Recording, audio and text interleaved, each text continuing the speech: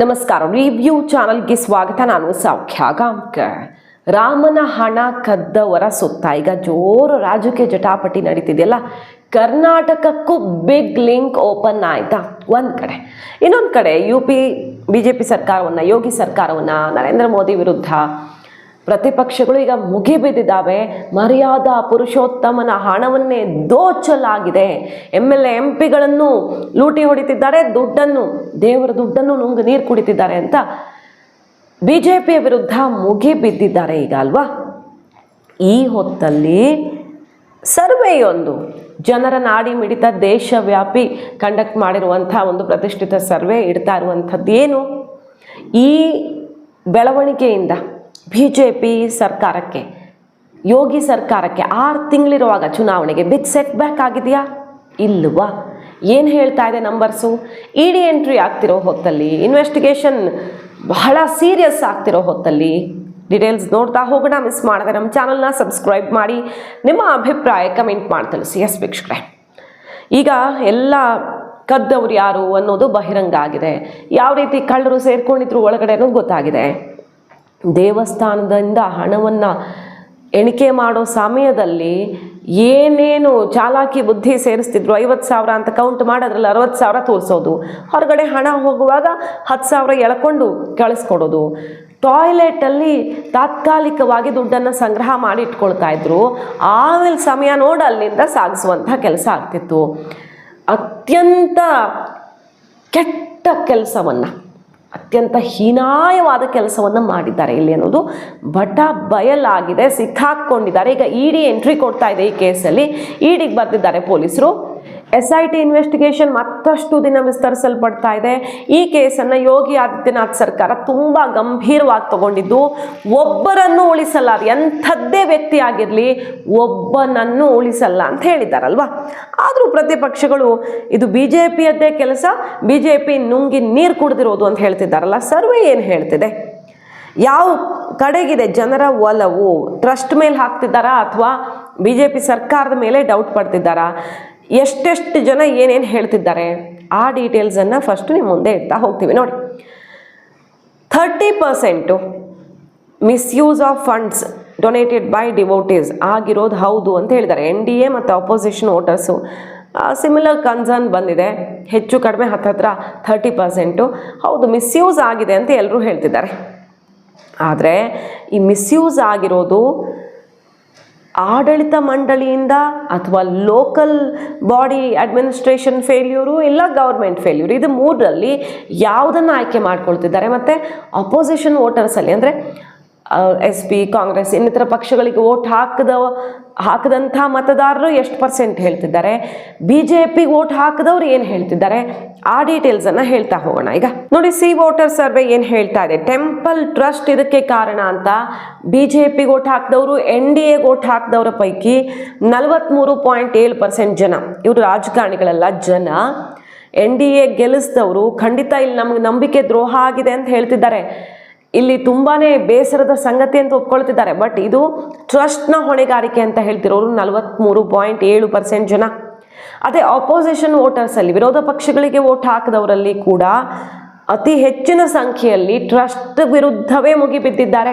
ಇದಕ್ಕೆ ದೇವಸ್ಥಾನದ ಆಡಳಿತ ಮಂಡಳಿ ಕಾರಣ ಅಂತ ಅಪೋಸಿಷನ್ ವೋಟರ್ಸಲ್ಲಿ 28.3% ಜನ ಹೇಳ್ತಿದ್ದಾರೆ. ಇತರೆ 20.6% ಜನ ಕೂಡ ಅದನ್ನೇ ಹೇಳ್ತಿದ್ದಾರೆ.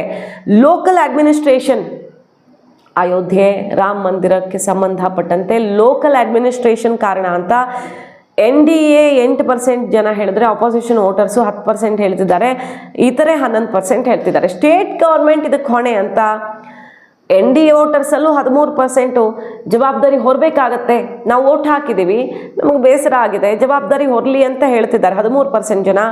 ಅಪೋಸಿಷನ್ ವೋಟರ್ಸಲ್ಲಿ 23% ಜನ ಹೇಳ್ತಾ ಇದ್ದಾರೆ.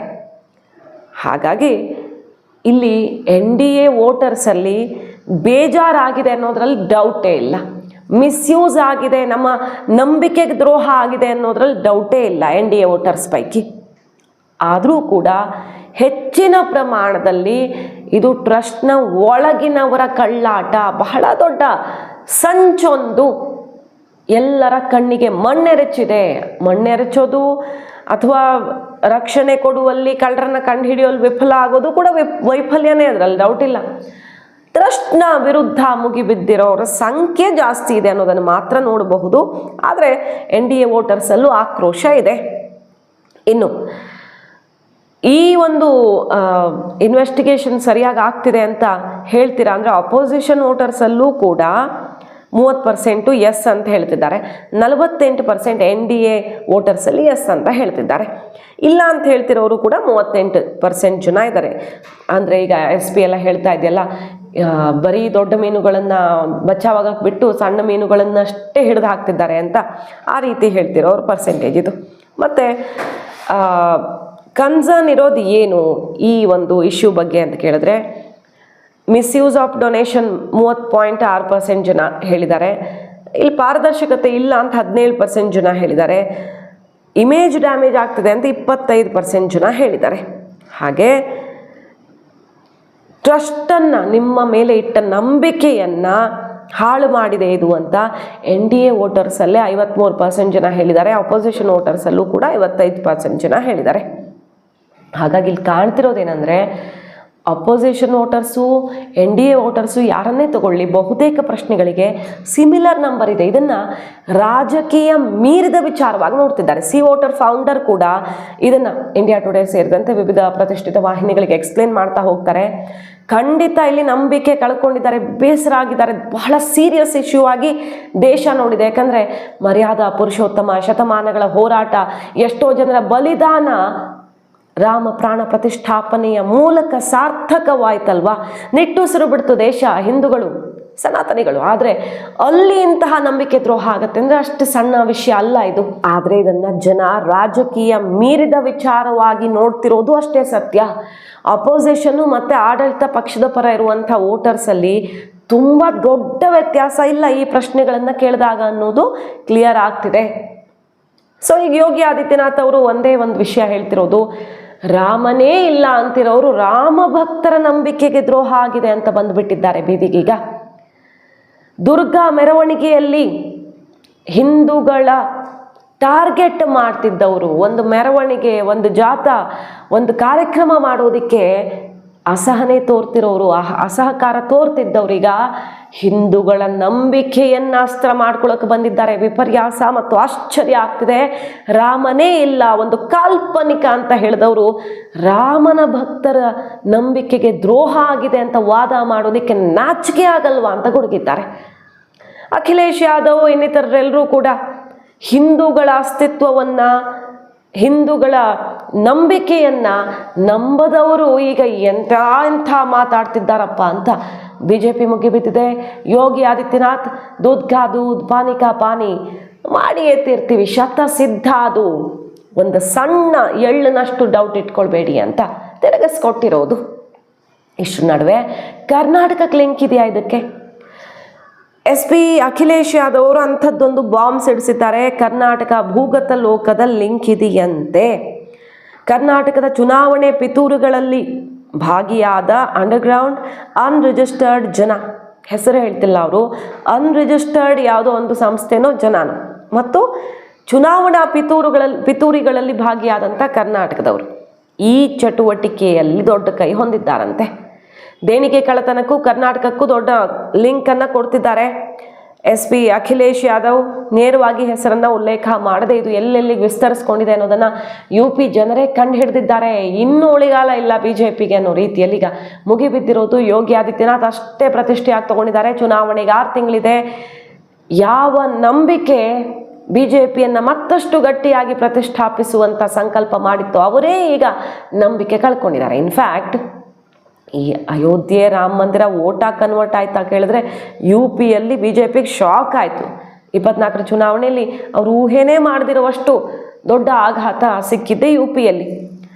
ಈ ಸಲ ಅಲ್ಲಿ ಭರ್ಜರಿ ಗಳಿಕೆ ಮಾಡ್ತಾರೆ, ಡೌಟೇ ಇಲ್ಲ ಅಂತ ಆಲ್ರೆಡಿ ಪ್ರೆಡಿಕ್ಷನಲ್ಲಿ ಆಯಿತು. ಯೋಗಿ ಆದಿತ್ಯನಾಥ್ ಪರವಾಗಿದೆ ಅಲ್ಲೇ ಅಂತ. ಈಗ ಈ ರೀತಿಯದ್ದೊಂದು ಬೆಳವಣಿಗೆ ಯಾರಾದರೂ ಮಾಡಿರಲಿ, ಅದನ್ನು ತಡೆಯುವಲ್ಲಿ ವಿಫಲವಾಗಿದೆ ಗೌರ್ಮೆಂಟ್ ಅನ್ನೋ ಕಾರಣಕ್ಕೆ ಕಾಸ್ಟ್ಲಿ ಆಗುತ್ತಾ BJPಗೆ? ಇದನ್ನು ನಿಜವಾಗಿಯೂ ಹಿಂದೂ ವಿರೋಧಿಗಳು ಅಸ್ತ್ರ ಮಾಡಿಕೊಳ್ಳುವಲ್ಲಿ ಯಶಸ್ವಿ ಆಗ್ತಾರ? ಇವರು ಹಿಂದೂಗಳ ಭಾವನೆಗೆ ಕಿಂಚಿತ್ತೂ ಬೆಲೆ ಕೊಡದವರು ಈಗ ಹಿಂದೂಗಳ ನಂಬಿಕೆ ದ್ರೋಹ ಆಗಿದೆ ಅಂತ ಜನರನ್ನು ತಲುಪುವಲ್ಲಿ ಯಶಸ್ವಿ ಆಗ್ತಾರಾ ಅನ್ನೋದೇ ಈಗ ಕಾಡ್ತಿರೋ ಪ್ರಶ್ನೆ. ಮಾಹಿತಿ ಇಷ್ಟ ಆಗಿದ್ರೆ ಮಿಸ್ ಮಾಡದೆ ನಮ್ಮ ಚಾನಲ್ನ ಸಬ್ಸ್ಕ್ರೈಬ್ ಮಾಡಿ, ನಿಮ್ಮ ಅಭಿಪ್ರಾಯ ಕಮೆಂಟ್ ಮಾಡಿ ತಿಳಿಸಿ. Thank you.